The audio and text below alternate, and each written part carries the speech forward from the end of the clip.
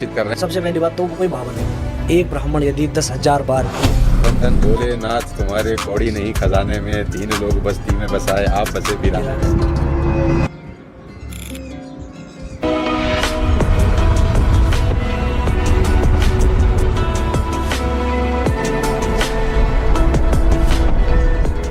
21-22 साल का एक नौजवान जो आज से 5-6 साल पहले जीन्स और टी शर्ट पहन के घुमा करता था, बालों में अलग अलग कलर के स्पाइक्स बनाता था, आज 5-6 साल के बाद इतना कुछ बदल गया कि वो आज नए युग के बाबा जी में कन्वर्ट हो गया। आज हमारे बीच में हैं शुभम शर्मा जी, जिनको हम बाबा जी कहें, जिनको हम आध्यात्मिक गुरु कहें, जिनको हम शास्त्री जी कहें। आज उन्हीं से जानेंगे और जानेंगे आज के इस पॉडकास्ट में क्यों आज का युवा इंजीनियर नहीं बनना चाहता, बाबा बनना चाहता है। तो बाबा जी, आपका बहुत बहुत स्वागत है हमारे पॉडकास्ट में। आज हम आपसे बहुत सारी बातें पूछेंगे क्योंकि आज आप बड़े वायरल हो रहे हैं, तो हमने सोचा सबसे पहले आपको बुलाया जाए और ये पूछा जाए ये नया प्रोफेशन कैसे चालू हो गया हिंदुस्तान के अंदर कि डॉक्टर नहीं बनना, इंजीनियर नहीं बनना, बाबा बनना है। आप 4-5 साल पहले जीन्स पहन के घूमते थे, बाल स्पाइक बना के घूमते थे और मॉल में मस्त जैसे हर युवा घूमता है, और अचानक अब ये। जी, सबसे पहले तो हर हर महादेव। हर हर महादेव। देखिए, वर्तमान जो प्रणाली चली है अभी बाबा बनने की या कुछ भी, कि जो जैसा आपने पूछा है डॉक्टर नहीं बनना है या इंजीनियर नहीं बनना है, लोगों को ऐसा लगता है कि ये जो आध्यात्मिक जगत है इसमें आप थोड़ी मेहनत करके बहुत अधिक धन कमा सकते हो। वर्तमान जो थिंकिंग है लोगों की, युवाओं की, कि इंजीनियर बनेंगे तो हमें पहले मेहनत करनी पड़ेगी, अध्ययन करना पड़ेगा और तब कहीं जाके हम इंजीनियर का डेजिग्नेशन हमारे को मिल सकता है। लेकिन वर्तमान जो समय है उसमें क्या है कि आपकी कोई क्वालिफिकेशन चेक नहीं करेगा बाबा बनने से पहले कि आपने कुछ शिष्टाचार है अंदर, कुछ अच्छा आचरण है या नहीं है। बस आपको भगवा पहनना है, बाल बढ़ाने हैं, दाढ़ी बढ़ानी है और आप बन गए बाबा। और उसके बाद क्या होगा, भोले भाले लोग, जैसे आप कभी कुंभ में अभी देखा आपने, किसी को नहीं पता बाबा वास्तव में क्या होते हैं, संत क्या होते हैं, साधु क्या होते हैं। भगवा देखा, दाढ़ी देखी और जाके सीधा पैरों में दंडवत प्रणाम करने लगे। तो जब ऐसा होता है कि मेरे को बिना कुछ करे ही दुनिया इतना सम्मान दे रही है, पैर छू के पैसे दे रही है, मैं क्यों बनूं इंजीनियर, बाबा बन जाता हूँ। लेकिन उसके पीछे का सच वास्तव में ये नहीं पता किसी को कि अगर आप वास्तव में संत या साधु बनना चाहते हो तो वो जीवन केवल और केवल त्याग और तपस्या से भरा है। तो शुभम शर्मा जी के मन में अचानक ये विचार आया या शुरू से ही चल रहा था? और अगर शुरू से चल रहा था तो फिर शुरू में ही क्यों नहीं परिवर्तन हुआ और अचानक विचार आया 22 साल 21 साल में महादेव की कृपा हुई या क्या हुआ, वो आप मुझे बताएंगे कि क्या हुआ। आप तो अच्छा खासा ग्रेजुएट हो गए, अच्छे खासे जर्मनी की कोई डिग्री भी आपने ले ली, बड़ी अच्छी आपकी शिक्षा रही और 21-22 साल तक तो आप बढ़िया मस्त जैसा आजकल के लड़के घूमते हैं वैसा घूमते थे, और अचानक महादेव की कृपा से अब आप ये बन गए। तो ये अचानक रातों रात हुआ या पहले से सोचा समझा था? ना सोचा समझा था, हाँ, और ना रातों रात हुआ, ये ग्रेजुअली हुआ है, धीरे धीरे। अच्छा। क्योंकि उस अवस्था में भी पूजा पाठ में रोज ही किया करता था। अच्छा। जैसे कि लोअर में या जीन्स में ही मंदिर चले जाना। धीरे धीरे जैसे मैं उस क्षेत्र में घुसता रहा, ज्ञान लेता रहा, और खुद ऐसा कहा जाता है कि जैसे शिव जी से बड़ा कोई ज्ञानी नहीं, ना उनसे बड़ा कोई गुरु है। तो ये ज्ञान मुद्रा कहा जाता है इसको। चाहे मैं मंदिर जाता था, जल चढ़ाता था, मुझे जैसे बैठा जाता था 2 मिनट 5 मिनट इस मुद्रा में, ज्ञान अवस्था में मैं ध्यान मार्ग में बैठ जाता था खुद से ही। उस समय ना मुझे कुछ मंत्र आता था कि मेरे को क्या करना है, बस खुद ही भगवान की कृपा से, अहेतु की कृपा जैसे होती है कि किसी कारणवश नहीं होती है, वो खुद ही हो जाती है। बस मैं ऐसे ही बैठा करता था आँख बंद करके, और धीरे धीरे बस मुझे पता नहीं क्या ऐसा अंदर से ही ऐसी अनुभूति होने लगी कि अब मुझे थोड़ा सा और इस लाइन में आगे जाना चाहिए, क्योंकि मेरी भूख उस समय बढ़ने लगी धीरे धीरे कि इतने से मेरा कार्य नहीं हो रहा है। तब मुझे एक विद्वान ने बताया कि ऐसे वस्त्रों में आपको पूजन नहीं करना चाहिए, जीन्स पहनकर, टी शर्ट पहनकर, क्योंकि आप हो सकता है घर में भी इन्हें पहनकर बैठे हो और वो अपवित्र अवस्था में हो, आप उठे, जल का लोटा लिया और आप मंदिर आके चढ़ाकर चले गए। क्योंकि पूजा पाठ में पवित्रता का बहुत ज़्यादा ध्यान दिया गया नियम है। जैसे एक ड्रेस कोड हर जगह का होता है, स्कूल का, कॉलेजेस का, एम्प्लॉयज़ का, उसी प्रकार हमारी सनातन परंपरा में एक ड्रेस कोड पूजा पाठ के लिए भी दिया गया है। माताओं बहनों के लिए साड़ी का है और जो पुरुष हैं उनके लिए धोती कुर्ते का है या उत्तरी और धोती का है, जो सिली नहीं होती है। तो ये कैसे माना जाएगा शास्त्री जी कि आप असली बाबा हैं? क्योंकि असली और नकली तो आजकल बहुत चल रहा है बाजार में, है ना? अभी तो बागेश्वर धाम बाबा जी के ऊपर भी लोग बातचीत कर रहे हैं, उन्होंने गुच्ची का चश्मा पहन लिया और जैकेट पहन ली, तो लोग कह रहे हैं वो सादा जीवन उच्च विचार वो वाली कहानी कहाँ चली गई। तो उन्होंने कहा मैं तो अब डबल रेट का पहनूंगा, मेरे को किसी ने दान भक्त ने दिया है, मैंने खुद नहीं खरीदा है। चलो वो भी जो उनका पर्सनल कहानी है, लेकिन वो जो कहा जाता था कि सादा जीवन उच्च विचार, वो कहाँ चली गई बात? फिर क्या ठीक है आपके साथ? फिर देखिए सबसे पहली बात, तो आखिरी में जब बाबा जी गुच्ची पहनते हैं तो लोगों का मन तो करता होगा ना चलो बाबा ही बन जाएं। मिडिल क्लास फैमिली का आदमी तो गुच्ची के शोरूम के बाहर से भी नहीं जा पाता। देखिए भगवान की कृपा का पात्र बनना पड़ता है सबसे पहली चीज। और ये तो कुछ राजनीतिज्ञों का एक शुरू से रहा है कि सनातन धर्म को ही टारगेट किया जाता है। क्या और धर्म समाज पंथ के जो साधु हैं या जो उनकी फील्ड में उनको जो बोला जाता होगा, क्या उनके जो प्रिय शिष्य हैं वो उन्हें कुछ नहीं देते? लेकिन प्रारंभिक अवस्था से ही टारगेट केवल और केवल सनातन को ही किया जाता है कि इस वर्ण व्यवस्था के, इस संप्रदाय के साधु को किसी ने ये दिया तो क्यों दिया? अरे उसके पास था, उसने दे दिया भाव वसाकर। अगर आपको ही यदि कोई कुछ दे या मुझे ही कुछ दे, मैं तो रख लूँगा, आप भी रख लेंगे। कोई संसार में ऐसा नहीं कि अगर किसी को कोई फॉर्चूनर दान दे तो वो मना कर दे कि मुझे नहीं चाहिए। इस चराचर जगत में कोई ऐसा नहीं है। जो उंगली उठा रहे हैं आज, यदि उनको भी कोई गुच्ची से महंगा कुछ दे तो क्या वो लेंगे? नहीं बोलते भी होंगे कि हमको भी लाके दो। तो फिर तो ये एक मानसिकता है कि टारगेट ही केवल सनातन को करना है। अरे चोर पहन सकता है गुच्ची, उचक्का पहन सकता है, डाकू पहन सकता है, तो बाबा जी क्यों नहीं पहन सकते? जो स्मगलर होते हैं, जो गलत काम करने वाला गुच्ची पहन ले तो कोई खुली दिक्कत नहीं। जीप में अस्त्र लेकर चल रहे हैं, उन्हें तो कुछ नहीं, कोई उंगली उठा मैं कह रहा हूँ कोई नहीं करता है। अत्याचारी गुच्ची पहन ले तो कोई दिक्कत नहीं है, कोई भगोड़ा गुच्ची पहन ले तो कोई दिक्कत नहीं है। भगवान का नाम लेने वाला पहन रहा है तो सबको समस्या हो गई। मेरे हिसाब से तो गलत है। इसमें मसला ये है कि हम ही उंगली उठाते हैं अपने समाज के लोगों पर। कोई विधर्मी या विरोधी नहीं उठा रहा है, उनमें भी 90% बोलने वाले हिंदू ही समाज से हैं। भगवान को मानने वाले लोग ही हैं। हाँ, कि बाबा ने ऐसा पहना। सबसे पहली बात तो वो कोई बाबा नहीं है, वो कोई बाबा नहीं है। धीरेन्द्र शास्त्री जी वो एक युवा हैं और वो सनातन के लिए कार्य कर रहे हैं। ना तो उन्हें कोई साधु कहना उचित होगा और ना उन्हें बाबा कहना, सन्यासी कहना उचित होगा। वो एक कथावाचक है जी। तो और बहुत से लोग जो कहते हैं कि अभी जैसे एक एयरलाइन का जो हादसा हुआ है, एयर इंडिया का, कि तब इनकी शक्ति कहाँ चली गई थी? हाँ, पूछ रहे हैं। या अभी जो वो एक अटैक हुआ है जम्मू में, वहाँ तब इन्होंने कोई पर्ची क्यों नहीं खोली? पहलगाम। तो मैं ये कहना चाहूँगा कि जैसे वाईफाई की रेंज होती है ना, वाईफाई की रेंज होती है कि एक लिमिटेड एरिया तक ही वो काम करता है। इसी प्रकार से यदि कोई सिद्धि साधना प्राप्त करता है ईश्वर से, उसकी भी एक रेंज होती है, उसकी एक सीमा होती है। असीमित शक्ति है वो केवल उस विधाता के पास और किसी के पास नहीं है।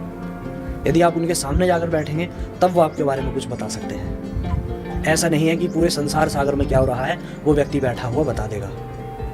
ये फिर मैं कह रहा हूँ कि ये केवल और केवल टारगेट किया जाता है प्रारंभिक अवस्था से ही सनातन धर्म। इससे अधिक कुछ भी नहीं है। कि उन्होंने महंगा पहना है तो क्यों पहना है, यदि वो घूम रहे हैं विदेश में तो क्यों घूम रहे हैं? अरे भगवान की कृपा से ही सब कुछ प्राप्त होता है।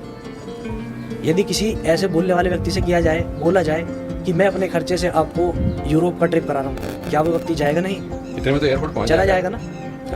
लेकिन क्या है ना कि अपने दुख से दुखी कोई नहीं, दूसरे के सुख से दुनिया। अच्छा, आप मुझे शास्त्री जी एक बात बताओ कि इतने सारे बाबा आए पिछले कुछ समय मार्केट के अंदर जी। मैं तो ऐसे वीडियो सोशल मीडिया पे देखता हूँ कि हंसी भी आती है और गुस्सा भी आता है, लेकिन अब हम क्या करें। वो एक बाबा का मैंने वीडियो देखा, नाम तो मेरे जहन से उतर गया। उसके दरबार में कोई एक लेडी लेटी हैं जो सो कॉल्ड मर चुकी हैं और उनके घर वाले उसको लेकर आए हैं, बाबा जी ऐसा हो गया टाइप्स। तो बाबा जी उसको बोल रहे हैं क्या मैं तेरे प्राण निकाल के इस लड़की में डाल दूँ? तो कह रही हाँ बाबा जी डाल दो, थोड़े से डाल दो, हाँ थोड़े से डाल दो। तो वो ऐसे ऐसे कर रहे हैं कि इसके प्राण निकाल के इसमें से इसमें डाल दिए जाएं, गुड़ गुड़ गुड़ छू, और वो लड़की अचानक से खड़ी हो जाती है और जय बाबा जी हो जाता है। तो मतलब ये सच्ची में ऐसी शक्ति भी होती है कि किसी के प्राण निकाल के किसी में डाले जा सकते हैं? शक्ति होती है, मृत संजीवनी विद्या उसको बोला जाता है, लेकिन वर्तमान में किसी के पास तो वो बाबा जी कर रहे हैं वो केवल और केवल। देखिए पाखंड से भरा हुआ हमारा समाज है, हमारा देश है वर्तमान समय में। मैं स्पष्ट सी बात कहूँगा, मैं न इधर से कहूँगा ना उधर से, मैं सीधी बात कहूँगा एकदम डायरेक्ट, क्योंकि मैं किसी प्रकार का कोई भय नहीं मानता। सबसे पहली चीज, किसी को तो सच बोलना ही चाहिए ना। देखिए क्या है कि विद्या है, ये मृत संजीवनी विद्या है। भगवान आशुतोष के ही श्री चरणों से निकले, भगवान भूतेश्वर महादेव के ही, उन्होंने किन्हें दी? शुक्राचार्य जी महाराज को। विद्या है लेकिन वर्तमान में उसे कोई नहीं पा सकता। 1000 वर्ष तक पीपल के वृक्ष पे उल्टे इस बल से शुक्राचार्य जी ने जो है तपस्या करी थी, तब कहीं जाके भगवान शिव ने प्रसन्न होकर उन्हें मृत संजीवनी विद्या का दान दिया था। वर्तमान में कोई कर सकता है ऐसा? कभी नहीं कर सकता, इतने वर्ष तक जी ही नहीं सकता। उल्टे लटक के विद्या तो बात बहुत दूर की है, इतने वर्ष तक कोई जी ही नहीं सकता। मतलब विद्या तो होती है, विद्या होती है, विद्या है निसंदेह, हमारे सनातन धर्म शास्त्रों में हाँ, एक से एक विद्या एक से है, एक विद्या है। विद्या है, लेकिन उन्हें पाने के लिए त्याग चाहिए, तपस्या चाहिए और वास्तविक उस गुरु का, उस ज्ञाता का हमें सानिध्य चाहिए जो हमें वो दे सकता है। लेकिन ये जो करते हैं तो आप लोगों का भी एक लॉबी होता होगा ना बाबा जी का, आप लोग उनको टोकते नहीं कि ये क्या मजाक उड़ा रहे हो धर्म का? जो पढ़े लिखे लोग देखते होंगे तो क्या संदेश मैं लेके जाते हैं? अपने खुद के पर्सनल इंस्टाग्राम अकाउंट से खूब लोगों को सजग करता हूँ कि ये केवल और केवल पाखंड है, इससे दूर रहकर अपनी बुद्धि का उपयोग कीजिए। वास्तव में जो तंत्र होता है, वास्तव में जो तंत्र प्रणाली वो दिखा रहे हैं लोग उस समय, वास्तव में जो तंत्र होता है, जो उसके प्रणेता है, उसके ज्ञाता है, वो उस कार्य को पूरी तरह से गुप्त करते हैं, पूरी तरह से वो कार्य कॉन्फिडेंस होता है। वीडियो चल रहा है, वो सब पाखंड है। जो पब्लिक में आ गया है इस तरह का कोई गुप्त कार्य है, केवल और केवल वो पाखंड है। मैं फिर कह रहा हूँ, केवल और केवल पाखंड है। अरे एक बाबा जी वो हैं जो कहते हैं समोसा खा लो तुम्हारी जिंदगी ठीक हो जाएगी, तुम्हारी लाल चटनी आ रही है, हरी चटनी आ रही है। मैं तो कभी कभी सोचता हूँ यार कि ये तो कमाल ही हो गया कि प्रॉब्लम को सॉल्व करने का कितना सिंपल सरल तरीका है। देखिए हमारे समाज में जो स्त्रियां हैं प्रारंभिक अवस्था से ही वो भावनात्मक जाता है, इमोशनल। ऐसे व्यक्ति को आप जैसे जिधर ले आना चाहो, वो बेचारा दुख में भाव में आकर कहीं भी चला जाएगा और आपकी कहीं भी किसी भी बात को मानकर उसको अपने ऊपर इम्प्लीमेंट करने लगेगा। लेकिन उसका जो नहीं तो ये धर्म जो के गुरु जो हैं, जो साधु समाज है, विरोध क्यों नहीं करते इनका कि क्या ये क्या तमाशा है भाई, तुम्हारी वजह से सबका नाक कट रहा है? करते हैं, कुछ महात्मा हैं जो करते हैं, कुछ ये जूना अखाड़ा से कुछ महात्मा हैं, भी एक गिरी हैं, कोई उनका नाम भूल रहा हूँ मैं, सोशल मीडिया पर वो काफ़ी बोलते हैं भी आजकल, कथावाचकों को भी बोलते हैं वो। लेकिन क्या है कि जो उन लोगों के साथ में पूरी चेन चली है, उन्हीं का पूरा एक ग्रुप चलता है, एक मीडिया हैंडलिंग चलती है, सब कुछ चलता है, तो इसलिए वो कुछ ज़्यादा मतलब स्प्रेड वो शंकराचार्य ने होने स्टेटमेंट भी दिया ना एयरलाइन के क्रैश होने के बाद, जब रिपोर्टर रिपोर्ट कर रहा है कि गीता जल गई, गीता जल गई, उन्होंने बड़ी अच्छी बात बोली। उन्होंने बोला इसमें क्या बात होगी गीता जल गई तो उससे फ़ायदा क्या हुआ हमें? फ़ायदा तब होता है जब सब बच जाते और गीता जल जाती। गीता बच गई तो उसका फ़ायदा क्या हुआ? ऐसा कुछ नहीं है। देखिए हर व्यक्ति अपने कर्म का भोग भोगता है, हो सकता है उन लोगों की मृत्यु ऐसी ही लिखी हो। नहीं, रिपोर्टर तो ये रिपोर्ट कर रहे थे ना कि देखो कितना अध्यात्म में कितनी ताकत है, सब जल गया लेकिन गीता नहीं जली, गीता तो नहीं ये जली, एक गीता नहीं प्रमाण, जली। यही एक प्रमाण दिया जाता है कि सनातन ही शाश्वत है और कोई शाश्वत नहीं, ना किंचित शाश्वतम।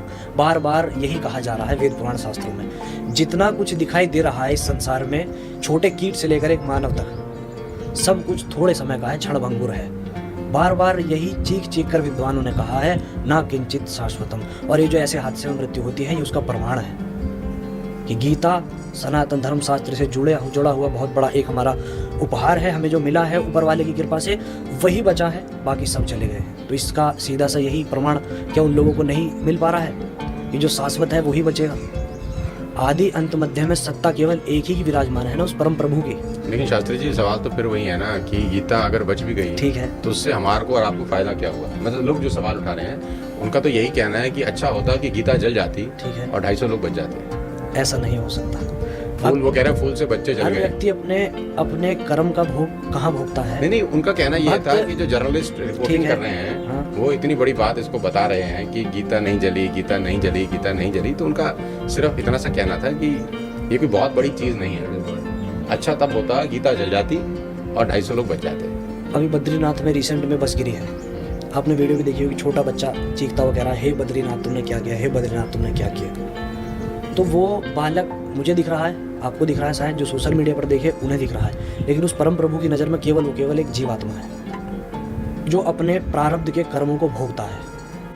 उसमें कहीं ये नहीं है कि उसका फायदा क्या हुआ। भक्त प्रहलाद भी तो थे, वो अपने पिता के दुश्मन की ही इतनी सेवा करते थे, इतनी पूजा करते थे, वो भी तो कहीं ना कहीं अपना कर्म भोग रहे थे ना, अपने पिता को ऐसा रूप में पाकर। सब व्यक्ति अपने कर्म का प्रारब्ध का भी तो लेकर आते हैं कि उनकी मृत्यु ऐसे होगी। मुझे नहीं पता मेरी मृत्यु कैसे होगी, आपको नहीं पता। मेरे मरने के पश्चात कोई पीछे से कहने लगे कि क्या फायदा इतनी भक्ति का शिव जी की जो तुम्हें बचा नहीं पाए। क्या सब मार्कंडे बन जाएंगे कि अगर कोई शिवलिंग को लपेट कर बैठ जाए तो भगवान शिव उसकी रक्षा करने आ जाएंगे? ये तो एक शाश्वत सत्य ये है कि जिसने मानव ध्येय लिया है, नाम लिया है, उसे जाना ही जाना होगा।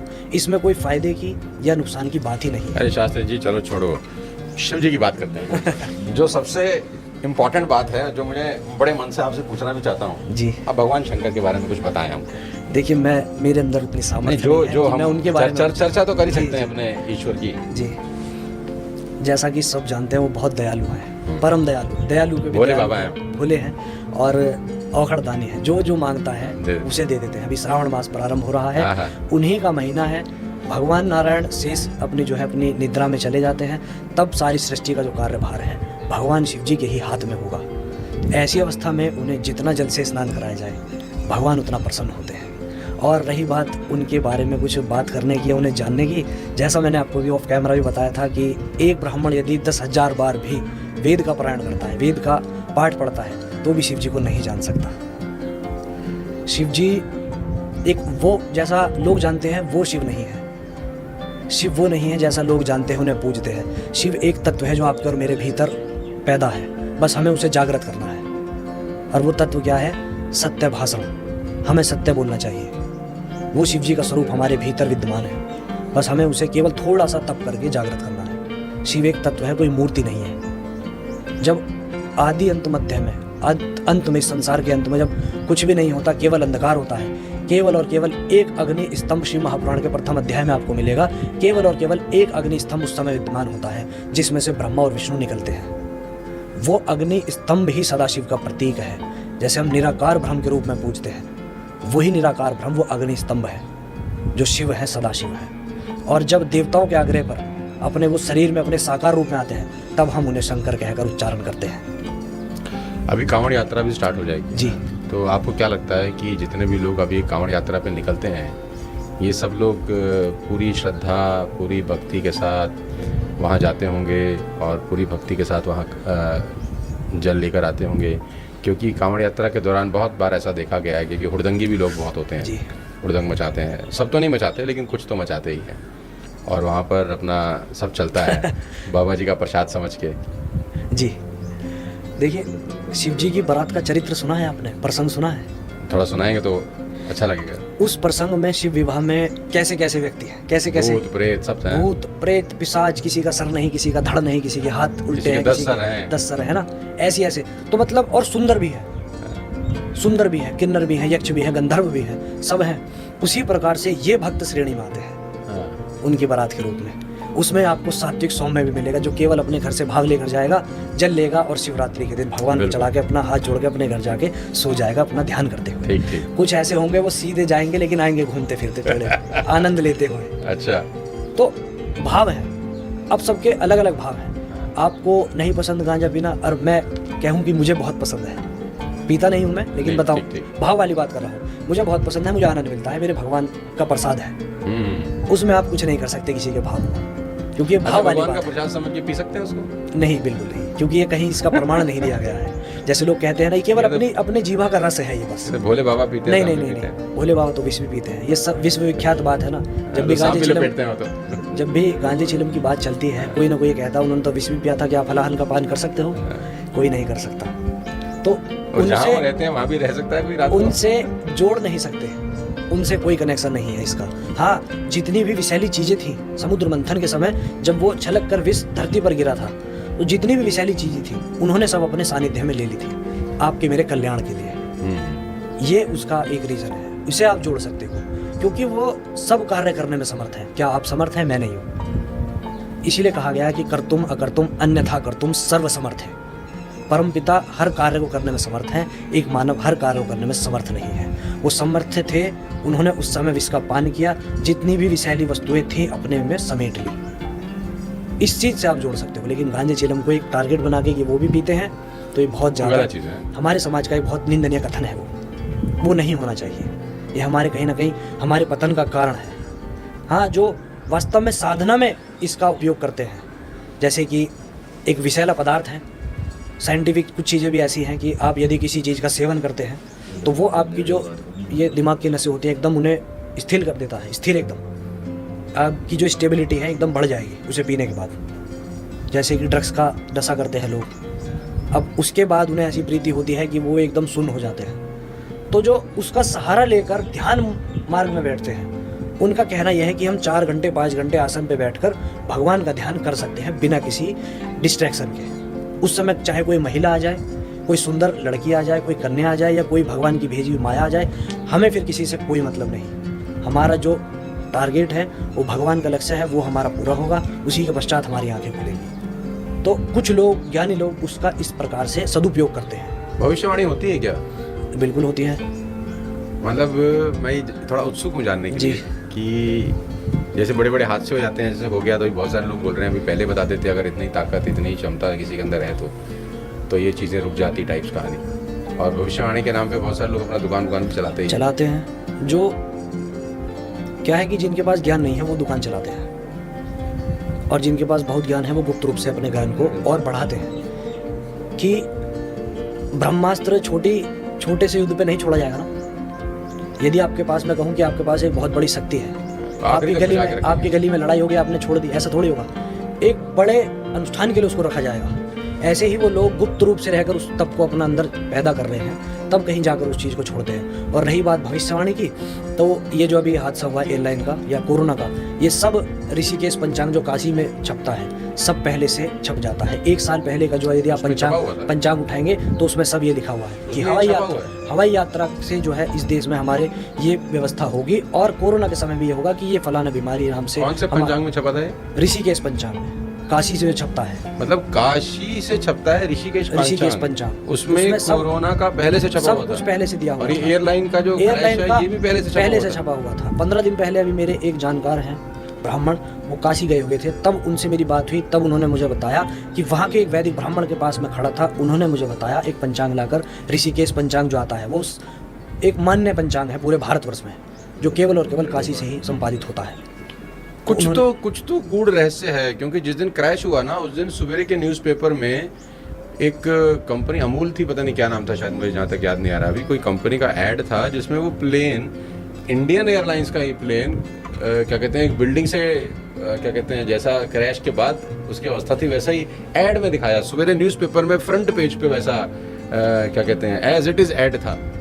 तो ये क्या है कि देखिए, भविष्यवाणी तो हो जाती है, वो वास्तविकता है कि यदि कुछ होने वाला है, बहुत से लोगों को वो आभास होने लगता है, लेकिन हो सकता है कहीं ना कहीं भी राजनीति की, जो आपने अमूल वाली बात बताई है, मुझे नाम कहीं ना कहीं भी राजनीतिक प्रपंच भी हो सकता है हर कार्य में, क्योंकि राजनीति एक ऐसी व्यवस्था है कि वो नहीं देखेगी कोई मासूम जा रहा है। अच्छा, आपको लगता है कि इसके पीछे कोई राजनीतिक कारण भी हो भी सकता है, कुछ भी हो सकता है इस संसार में। पूर्व चीफ मिनिस्टर उसमें ट्रेवल कर रहे थे, मतलब उस दिशा में लेके जा रहे हैं आप उसको। नहीं, जैसा आपने भी कहा कि ऐसा कुछ, लेकिन मैं तो उस मार्ग का हूँ, तो मैं भविष्यवाणी के लिए आपसे कह रहा हूँ कि भविष्यवाणी वाली बात बिल्कुल सत्य है, वो होती है और वो करते हैं विद्वान लोग। यदि आपको देखना हो, सटीक होती है, बिल्कुल सटीक होती है, एज इट इज़ वो बता देते हैं उसमें पंचांग में। लेकिन क्या है ना कि 20-50 रुपए के पंचांग पे कोई भरोसा नहीं करता, मानते तब है जब चीज हाथ से निकल जाती है, तब कहते हैं।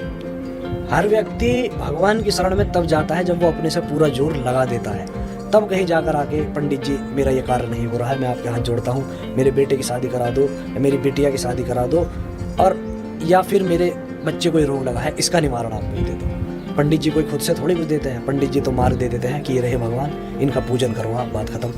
तब कहीं जाके वो उस मार्ग में आते हैं। पहले हर व्यक्ति अपने अभिमान में आकर, अपने अहंकार में आकर, अपने को सामर्थ्यशाली समझ के हर कार्य को करने की चेष्टा करता है, लेकिन भगवान उसे बार बार इसी प्रकार से मुंह केवल गिराता रहता है कि तू कर अपने से, लेकिन मैं ही सर्वसमर्थ, बहुत बढ़िया, मैं ही कर सकता हूँ जो कर सकता हूँ, तू कुछ नहीं कर सकता। मैं शास्त्री जी आपकी थोड़ी सी वेशभूषा के बारे में भी थोड़ा उत्सुक हूँ पूछने के लिए। क्या आपने ये वस्त्र, मैंने पूछ लिया आपसे कि आपने धारण किए हैं काले, आपने बोला कि उसका मुझे उचित आंसर दिया। अभी जो आपने मालाएं धारण कर रखी हैं जी, ये एक तो मुझे देखने से रुद्राक्ष जैसी लग रही है, अब क्या है वो आप जाने। रुद्राक्ष है। और एक ये ब्लैक कलर का भी आपने कुछ बड़ा सा कुछ धारण कर रखा है, ये वो एक काशी से ही मेरा एक, क्या है थोड़ा मुझे बता पाएंगे क्या? हम ये एक थोड़ा समझ सकारात्मक ऊर्जा को बढ़ाने के लिए और नकारात्मक दोष को दूर रखने के लिए मैंने पहना है। और ये रुद्राक्ष है, और ये करुंगली माला है, हिप्नोस की लकड़ी माला है, ये करुंगली माला। अच्छा, और ये कैसे, कहाँ से लिया आपने, और क्या रास्ता होता है इसका, और क्यों पहननी चाहिए? ये एक तरह से जैसे हम पूजा पाठ में अलग अलग पूजा के समय अलग अलग मालाओं का हमारे सनातन धर्म में जैसे विवरण दिया गया है, उसी प्रकार से जैसे हम करुंगली माला को पहनते हैं। तो एक तो वर्तमान समय में क्या है कि हर व्यक्ति अच्छा दिखना चाहता है, कुछ ना कुछ ज्वेलरी वो ऐसे अपने ऊपर जो है पहनता है कि वो पहनकर उसे अच्छा, थोड़ा अट्रैक्टिव दिखे, वो तो एक अलग विषय है। लेकिन करुंगली माला का क्या होता है कि जब हम इसे पहनते हैं तो जो भी यदि कोई व्यक्ति हमारे को नज़र दोष लगाना चाहता है, अच्छा, किसी प्रकार की कोई नेगेटिव एनर्जी यदि हमारे पास आना चाहती है, वो इससे दूर रहती है, नहीं आती है। और क्योंकि इसके अंदर काफ़ी